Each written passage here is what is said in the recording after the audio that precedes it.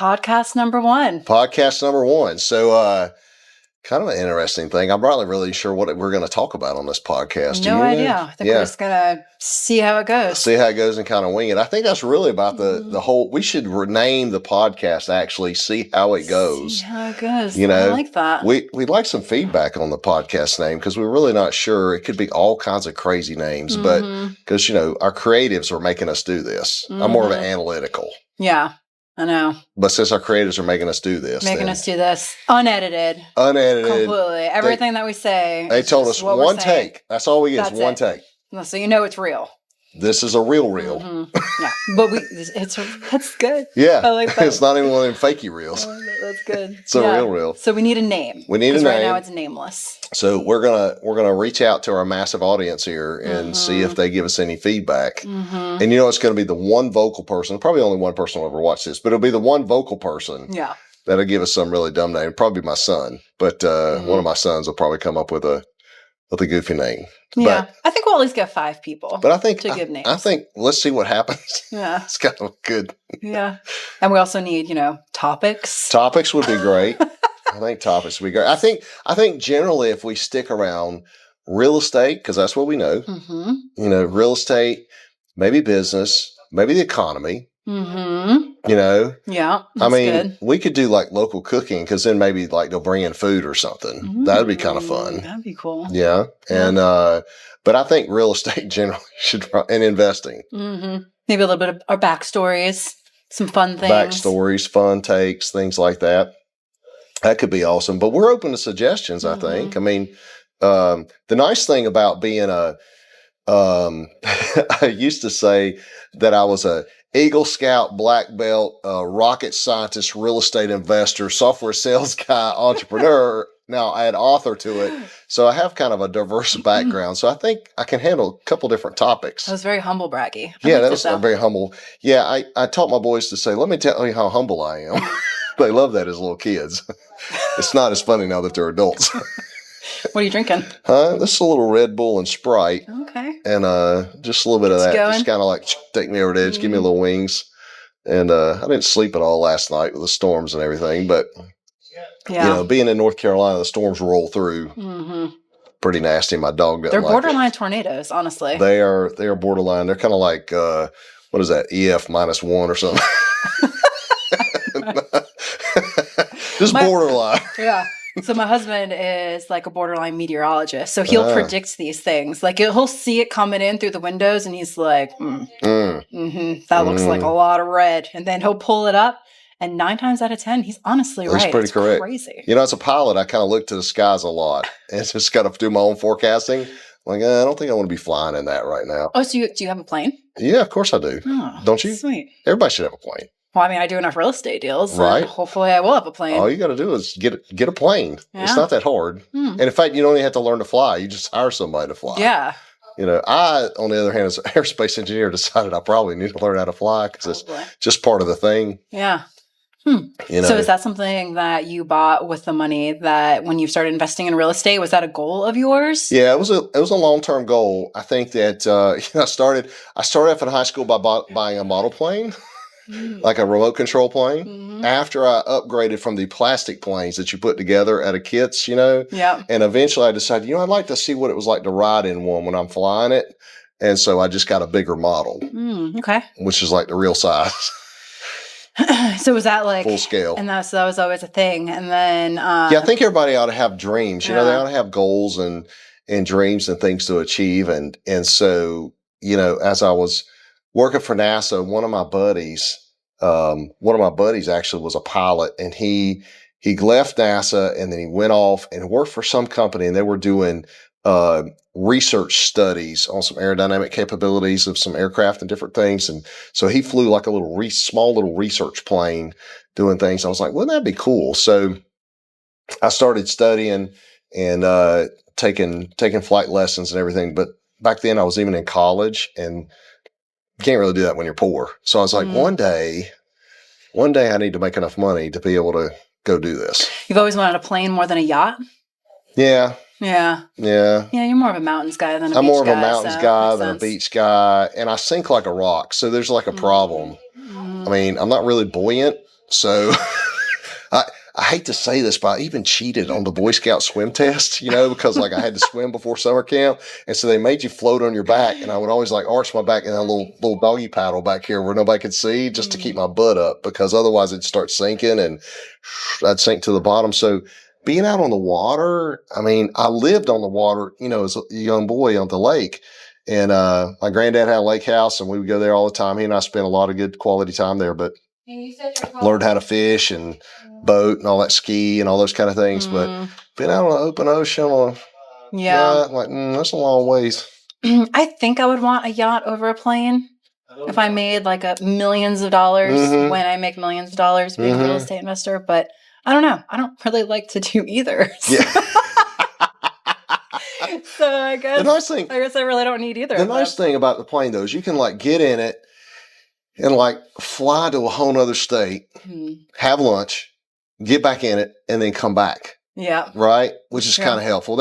And I did recently even, and I've done this before too, but one nice thing of that, I love to be generous, and most of the time I hide it. So this is very uncomfortable for me, but like, cause I know maybe one person will be watching this, but like, I always feel like the things that I'm given, that I'm supposed to be a steward and a manager over, they're not really mine. So like, I'm just managing it for a period of time. So I'm supposed to use it to the benefit of others. So, like the other day, a friend of mine, one of my mentees, actually his granddad died, and it was Easter, and I got a call, and he's like, "Hey, can you come get me? I really feel like I need to be home." I'm like, "Heck yeah, buddy! Watch this."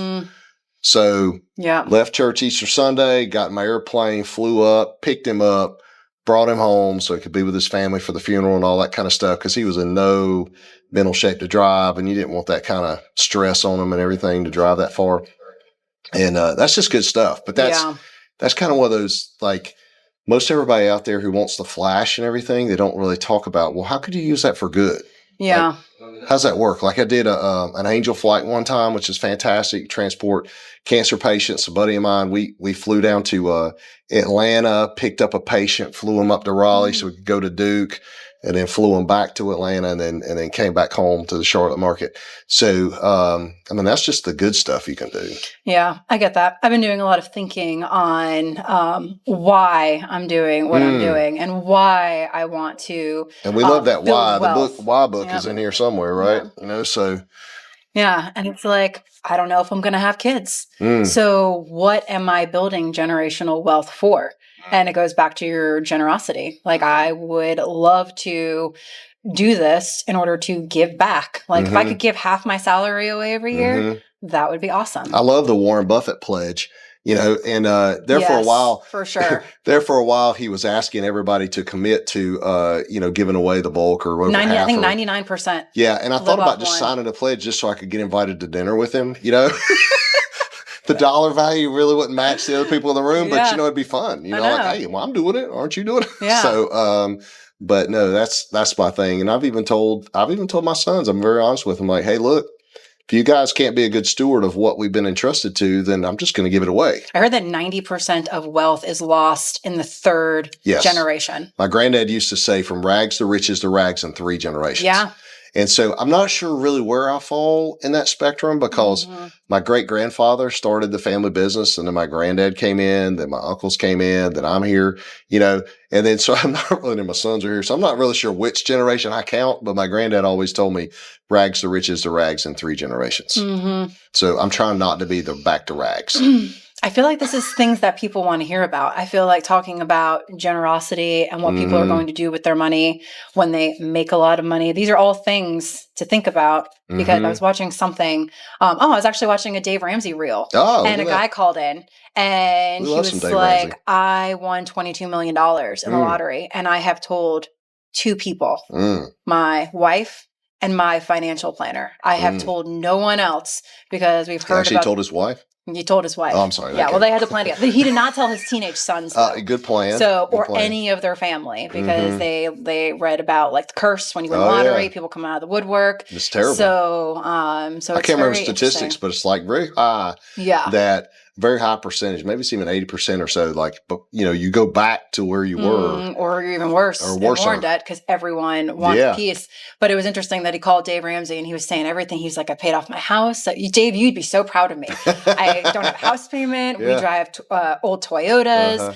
And I'm like watching, I'm like, Dave Ramsey, like, is probably like, this guy is listening to everything that I say and he's doing awesome. Yeah. But that was funny. But I love hearing stuff like that. So I wonder if other people would enjoy hearing stories about that. Yeah, maybe they should give us some feedback. Maybe the one person that listens to this should give us the feedback. I agree. They should definitely let us know. And like what kind of topics we should talk about. I definitely think generosity and just thinking ahead to like what people are going to do with their wealth, if they're going to go the flashy way or if they're going to go the generous way. But like what other things do you think people want to hear about? And I think it's kind of weird too, because like, there are the people that will like and subscribe and do all that kind of stuff, right? And unfortunately, to get your message out, you kind of pressured, this peer pressure to do all those kind of things, And so, I mean, we don't have to rent things. We can just use our own stuff. But, we don't have to rent a fancy car. We can just bring our own. I mean, we don't have to do all that kind of stuff. But, really the typical millionaire in the United States is not that, right? I mean, we know from The Millionaire Next Door and The Millionaire Mind, those great books, that they're not those people. But hey, look, if that's what they want to hear, then that's okay. Somehow you got to get the likes and the hooks. That book completely changed my mindset on millionaires. Well, there's a good question. So like what books, because, we just got to know each other over the last couple of years. So what books, maybe we should even have like a book thing. Like what are your most influential books outside of the Bible? Because I know the Bible's pretty influential for you. But besides that, what would be the next couple of most influential books for you? And then maybe we'll have one that'll dig into that. I agree. I think maybe on every podcast, we should have a featured book. And talk to the speaker or ask the speaker what their book is and talk about it. And then maybe our listeners will read that book and learn something. Ooh, maybe my book should be in there. Oh, yes. Look at that. Was good. That's good. I like that. Nice little segue. That was a good segue. Always be closing. Yes, ABC. That was good. That was impressive. Yeah, thank you. What's the name of your book? Oh, thank Let's you. talk about Thank you. What a lead in. Yeah. That was a softball, and you actually finally got there. It was a slow pitch, and you swung late, but it was okay. It's okay. I like your baseball reference. Thank you. I know you're a big Mets fan. That's good. Yeah. So, just a little plug in for the Mets. Yeah. And your stepson's a big baseball guy. So, he is. So Rentertainment Tales of a Landlord. So, talking about our 30 years of real estate asset management experience and all the fun stuff that comes, all the funny stories. And actually, for Father's Day the other day, I finally broke out. I had a couple hardback copies of it, and I inscribed in there for my two sons and gave them that for Father's Day as a give back to them, because they've grown up around it. They're in their early 20s now, so they grew up through a huge 2/3 of my experience and got to live through a lot of those stories, and me coming home and sharing them and laughing and cutting up about these stories about different tenants, because people are funny, and so that's kind of what the book is about. Have they gotten to a point where they listen to you yet about like your a little bit experiences and a little bit? I think smart investor. I think that's kind of what this is about too. Is that that and I started that the Rocket Guy series and years ago, and giving little snippets in the hopes that I would outlive that series. But if I didn't, at least they would understand what Dad, when they did wake up and say, "Hey, I want to understand what Dad was trying to do," I would be there in their head, right? Because our mentors should kind of be in our heads, right? Every time I do, my mentor is still speaking to me in my head. So, but slowly they've talked, and my youngest son actually is kind of going, "Hey, Dad, so let me get this straight. Instead of buying a house, maybe I should buy like a fourplex instead." I'm like, "Yeah, it's a good idea." He's smart. So he's smart. Both of my boys are just Wile E. Coyote geniuses. And so, I watched all your YouTube videos before I started working with you. I needed to make sure that you were actually legit. That was real. It was real. Yeah. Honestly, there were quite a few people when I was leaving my cushy corporate job were like, are you sure? Like, you do not know this person? Is he like, is this real? And I'm like, oh, I hope so. It like really kind of made me second guess myself. But then I watched all your videos and I was like, no, this has to be legit. So I took a chance. Awesome. And I'm I'm glad you did. I'm glad you did. Glad I passed the test. I didn't know I was being interviewed. You were. Have I never told you that before? No. Oh, wow. Live on air. I had no idea. Like you did like stalker check and everything probably on me. Yeah. I had to. Background check me and everything. I've been cleared. I've been cleared secret clearance. That's fine. You can do a background check on me. So I'm glad you passed the background checks. Me too. And you're not a crazy person me too. that I know of. I mean, I'm slightly creepy, but I mean, I am over 50, so it just makes me slightly creepy, depending on your age group. You have a lot of self-awareness. And I do own several white vans because I own a plumbing company, so it just kind of makes it a little iffy. But I buy all my plumber's belts, so it all works out fine. Good. It works out good. Yeah. All right. So back to the podcast. Oh, you're bringing it home. I'm bringing it home. So we need to seriously figure out what our name is going to be. Mm-hmm. So would love input on that. Mm-hmm. Not from me. Not from you. Okay. But from people that are listening. Hopefully we have more than one person listening, so we can get multiple options. Yeah, that'd be awesome. And then think through that. And then what kind of topics? So boys, bring your friends. If my sons are listening, bring your friends. Get options for them. Mm-hmm. And then what kind of topics would we talk about? And what kind of people would we bring on? So that's another question for the audience. What would add value to them? Mm-hmm. What do they want to hear? Yeah. And I think too, it'd be fun. Maybe we could take it on the road. Like, wouldn't it be fun if we take it on the road? Yes. Like maybe we could do it in one of our properties or one of our projects, or maybe we could do it from the airplane one day. That'd be fun. Oh, yeah, that'd be kind of cool. In the car would be tricky because it'd be hard to film in a 2-seat car. But that's more like a reel. Yeah, it's more like a reel. Yeah, but it's okay. Yeah, you know, as my son would say, let's do some rollers, Dad. You know. Do some rollers. So that'd be fun. We could take it on the road if they want to see some projects or if they want to see something kind of interesting. Yeah. If not, they could just see our office and see what's kind of up on that. Yeah, we'll leave it to them. Yeah. Hopefully they come up with some good ideas. Mm-hmm. I think it'd be awesome. Yeah. So, what are some topics that you can think of that you would want to hear about? Yeah, I could think of a lot. Yeah. Of course, that might be boring for some people. I mean, we're not going to talk about like impulse momentum equations for, space travel or anything like that. I don't even know what that is. That's okay. See, that's although I would like to hear more about multifamily syndications. So even better. Yeah, okay, right? Let's start at that topic. Yeah. Well, let's do that. Still, I bet a lot of people don't know what that is, but they may want to know what that is. I think that'd be great. I think that'd be wonderful. We'll do that. And I love any kind of economic topic, business topic. Mm-hmm. And so anything that would help me, I'm sure would help them too. And I'm an avid learner, so like a sponge, and you are too. Yeah, love learning. Dab-burn sponge. I could be a lifetime student. Yes, don't really make any money being a lifetime student. No, it's kind of tough. Yeah, it's like Kiyosaki's asset versus a liability, right? So it costs you a bunch of money to be a lifetime. That actually is the book that, second to the Bible, is the most inspirational book to me. Yeah, another great book. Yeah.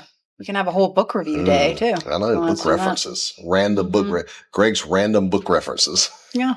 So. Well, cool. Awesome. So let us know. Yeah. Let us know what you guys want to hear. If you have any suggestions of speakers, any names for our podcast, drop them in the comments, and we would love to hear from you.